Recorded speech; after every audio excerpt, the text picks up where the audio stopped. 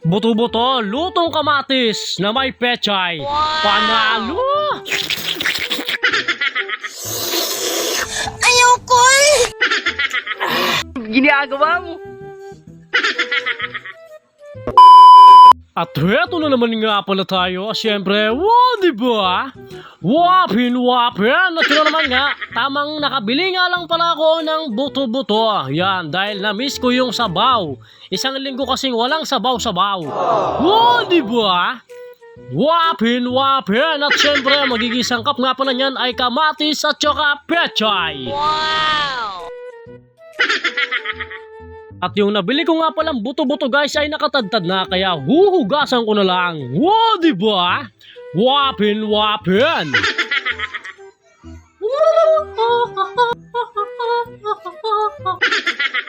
At nung natapos ko na nga palang linisan ay mag-uumpisa na nga pala ako dyan, syempre. Ang angas mo ah! Ginagawa mo? At syempre guys, tamang hiwala ng kamatis dahil isa yan sa mga gagamitin natin na pampalasa sa sabaw natin. Wow, diba? Wapin! At syempre inilagay ko na nga rin pala kaagad para lumambot na sa sabaw natin. Wow, diba? Ginagawa mo? Wapin! At syempre habang naghihintay, nakaupo lang muna. Malapit na maluto. Ginagawa mo? At dito nga pala guys ay chinek ko yung pinapakuluan kong buto-buto kung malambot na para mailagay ko na nga rin pala yung pechay. Wow, diba? Wapin!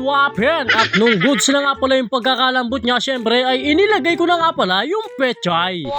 Wow, diba? Wapin!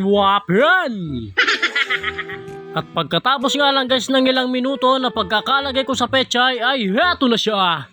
Yan. Luto na. Wapin! Talaga nga naman palong-palo na naman to. Mukbang na naman to. Wow, diba?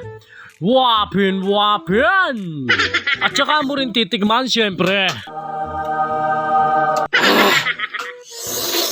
Ayoko eh! At syempre guys, kainan na. Yan.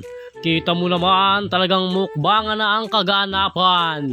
Wow, diba? Wapin! At napapasayaw pa nga. Palong-palo! Wow!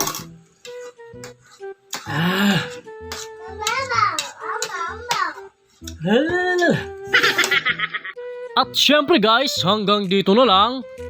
Wapin!